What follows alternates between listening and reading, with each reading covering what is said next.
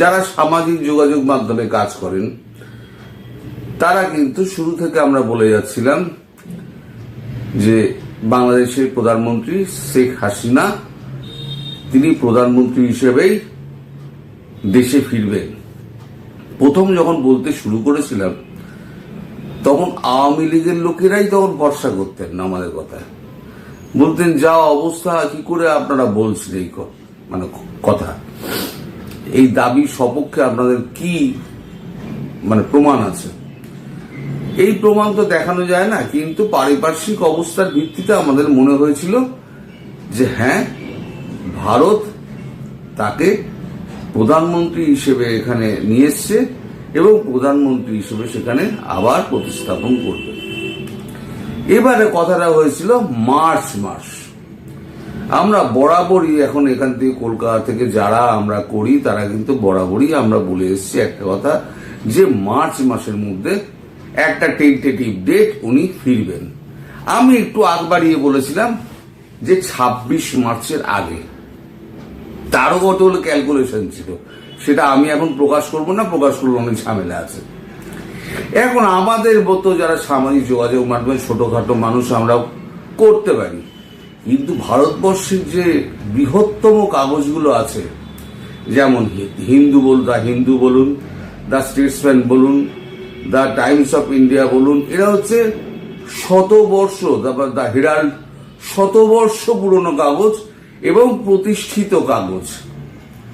তাদের কেউ যদি ছাপে যে শেখ হাসিনা প্রধানমন্ত্রী হিসেবে বাংলাদেশে ফিরছেন, তাহলে তাকেও কি আপনারা অস্বীকার করবেন? আমাদের নয়, ফুৎকারে উড়িয়ে দিলেন। কিছু জামাতি, কিছু আছে অন্য আদর্শের মানুষ আছে, তারা কি করে, তারা নাম বাড়িয়ে তারা আমাদের নামে প্রচুর গালাগালি করে, আমরা গালাগালি সহ্য করে যাই। দেখুন, ভারতবর্ষ এত বড় রাষ্ট্র যে সেখানে যদি ভারতবর্ষ নিয়ে যদি আমি হিন্দিটা বলতে পারি, হিন্দি অল্প অল্প পড়তে পারি এবং বলতে পারি, তো হিন্দি যদি আমি একটা চ্যানেল করে আমি যদি ভারতবর্ষের খবর করতাম, পুরো ভারতবর্ষটাই হচ্ছে হিন্দিভাষী। কিন্তু এই বাংলাদেশ নিয়ে পড়লাম কেন? বাংলাদেশ নিয়ে পড়েছিলাম এই কারণে যে সময়তে এই ঘটনা ঘটেছিল বাংলাদেশের সপক্ষে কথা বলার মতো কেউ ছিল না। তখন হাতে গুনতি আমাদের কয়েকজন যারা সামাজিক যোগাযোগ মাধ্যমে কাজ করেন, তারা কিন্তু প্রথমে এই মুহিমটা স্টার্ট করেছিল যে বাংলাদেশের নির্যাতিত মানুষ, নির্বাসিত মানুষগুলোর হয়ে আমরা তাদের গলা ফাটাবো।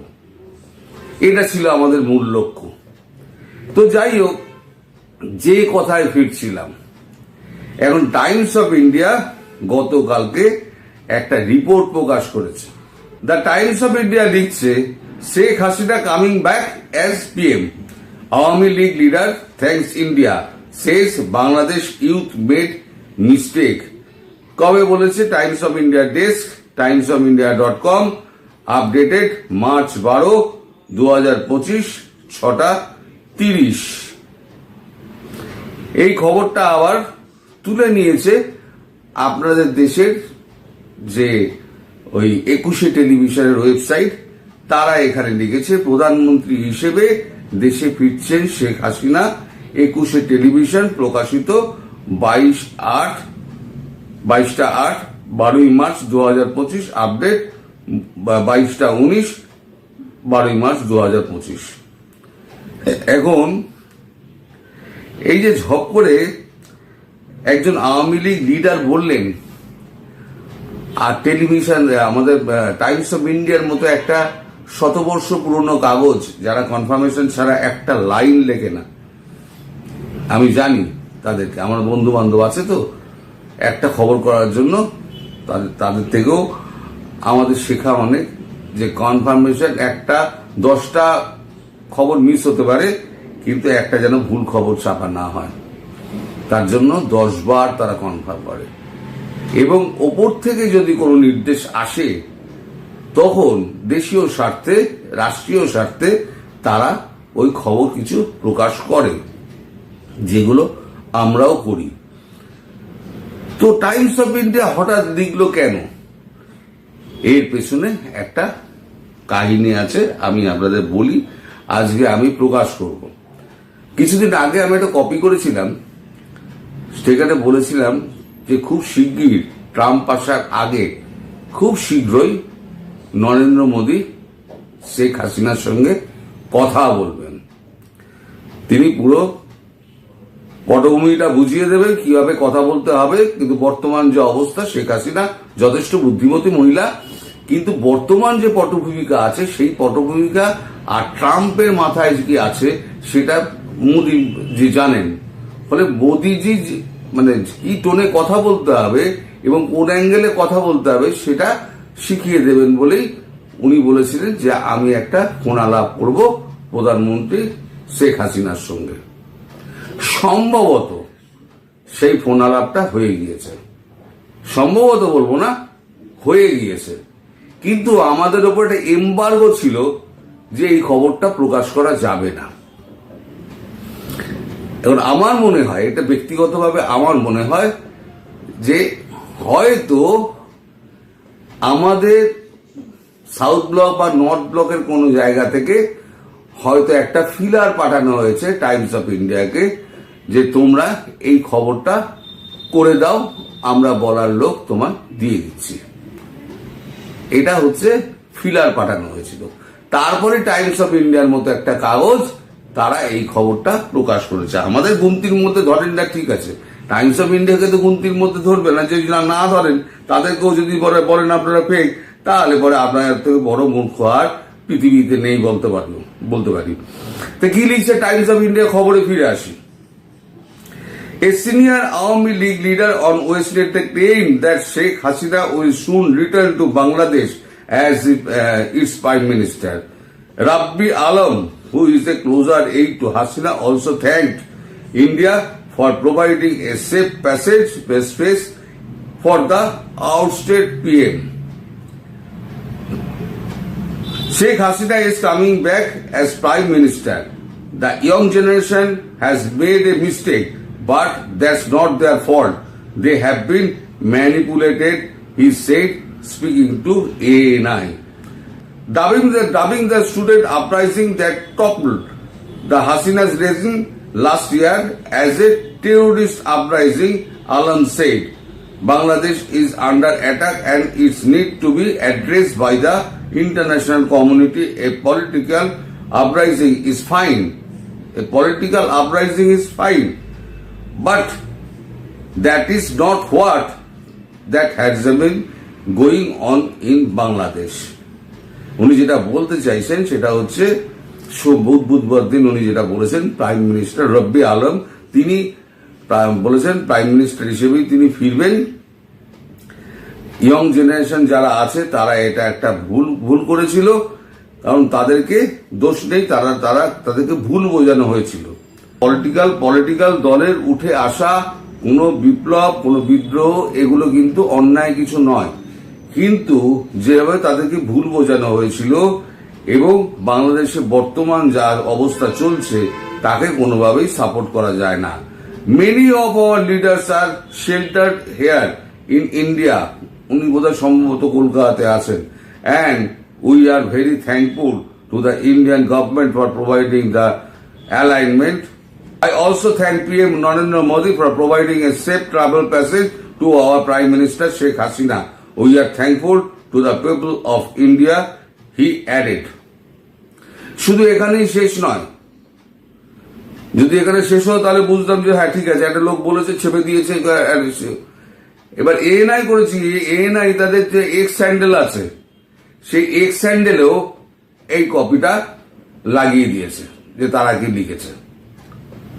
তাহলে এতটাই গুরুত্বের সঙ্গে এই কপিটাকে ছাপা হয়েছে। এবার যদি আপনারা বলেন যে গাঁজা খেয়ে লিখেছে, গাঁজা খেয়ে এই সমস্ত গল্প করছে, তাহলে আমাদের আর আপনাদেরকে বলার কিছু নেই। আর এই যে মোহাম্মদ ইউনুস, আমার কাছে প্রচুর ফোন আসছে, মোহাম্মদ ইউনুস 26 তারিখে উনি চায়না যাচ্ছেন, চায়না নাকি প্লেন পাঠাচ্ছে, চায়না যাচ্ছেন উনি, চায়না গিয়ে ওখানে স্বাক্ষর টাক্ষর কি সমস্ত করবেন ওনার তো মানে এখন বুঝে গেছেন যে ওনার রাস্তা বাস্তা সব বন্ধ, এখন চীনের দ্বারস্থ হচ্ছেন। এখন টাকার ওনার অভাব নেই, চীনের কিছু খেয়ে দিয়ে কাজ করেনি, চীন ওখান থেকে প্লেন পাঠাবে। আমরা এই খবর নিয়েছি, চীন কোনো প্লেন পাঠায়নি, চীনকে ওই প্লেন ভাড়া করা হয়েছে দেখানোর জন্য যে চীন প্লেন পাঠাচ্ছে। সে অত দূর থেকে সে প্লেন পাঠাবে মোহাম্মদ ইউনূসকে নিয়ে যাওয়ার জন্য, তার অত খেয়ে দিয়ে কাজ করেনি। সে মুসলিম ধর্মটাকে সে ঘৃণা করে, সেই দেশটা, সেই দেশে আপনারা জামাতে থেকে আরম্ভ করে সমস্ত কিন্তু সেই দেশে গিয়ে বাপ বাপ বলে প্রণাম করে আসছেন। উইঘুর মুসলিমদের ব্যাপারে আপনারা কিন্তু এখনো কথা বলেন না, আপনারা অনেক মুসলমান প্রেমী। যাই হোক, যত কাফের হচ্ছে গিয়ে আমরা আর ইহুদিরা, তো এটা আপনাদের ব্যাপার। যারা বিপ্লবী, সাধারণ মানুষ নয়, যারা বিপ্লবী তৌহিদি জনতা যারা, তাদের তো এখন মোহাম্মদ ইউনূস তিনি এখন বাঁচার জন্য তিনি এখন চীনের দ্বারস্থ হচ্ছেন। মনে করছেন চীন হয়তো তাকে বাঁচাবে। আগে হলে কি হতো আমি বলতে পারি না, কিন্তু বর্তমান পরিস্থিতি যা, চীন কিন্তু কখনোই ওই কাজে হাত দেবে না। তার কারণ হচ্ছে একদিকে ভারত আর একদিকে রক্তচক্ষু আমেরিকা। ট্রাম্প বসে আছে চীনের দিকে রক্তচক্ষু পাকিয়ে, আর ট্রাম্পের 1 নম্বর শত্রু হচ্ছে ডক্টর ইউনূস। আর চীনের সঙ্গে 40 বছরের ঝামেলা আর 56 বছরের প্রায় ঝামেলা আমরা চুকিয়েছি বহু প্রাণের বিনিময়ে। চীনেরও প্রাণ গেছে, আমাদেরও প্রাণ গেছে, আমাদেরও অনেক শক্তি ক্ষয় হয়েছে, চীনেরও অনেক শক্তি ক্ষয় হয়েছে, চীনেরও অর্থ ব্যয় হয়েছে, আমাদেরও অর্থ ব্যয় হয়েছে। কিন্তু আমরা সরে এসেছি, চীনকে আমরা বিশ্বাস করি না, চীনের ওপরে নজরটা আছে, সেটা চীন জানে। আমাকে একটা বাজার আমার বন্ধ হয়ে যাচ্ছে ট্যারিফের জন্য আমেরিকার, আমাকে বিকল্প বাজার খুঁজতে গেলে ভারতের বাজারে ঢুকতে হবে। ভারত অলরেডি এই দুটো সেক্টর খুলে দিয়েছে। ফলে এই মুহূর্তে আমি যদি ভারতের লেজে পা দিই, ভারত তো আমায় ছোবল মারবেই, আর আমেরিকা তো আমার গলা কাটার জন্য উঠে পড়ে লেগে যাবে। ফলে দূরে দূরে থাকো, আসছো, দেখা করো, কথা বলো, চুক্তি ফুক্তি কি করবে করো, পরে সেই চুক্তি আদৌ তার বাস্তবায়ন হবে কিনা সে তো পরের কথা। এখন চুক্তিটা করো, করে বিদেয় হও। আমি তোমাকে আনবো না, তোমার খরচায় তুমি প্লেন ভাড়া করে নিয়ে এসছো, আবার ভাড়া করে আবার দেশে ফিরবে। কিন্তু ব্যাপার হচ্ছে সেখান থেকে যদি উনি অন্য কোথাও পালিয়ে যান, আমি বলছি না পালিয়ে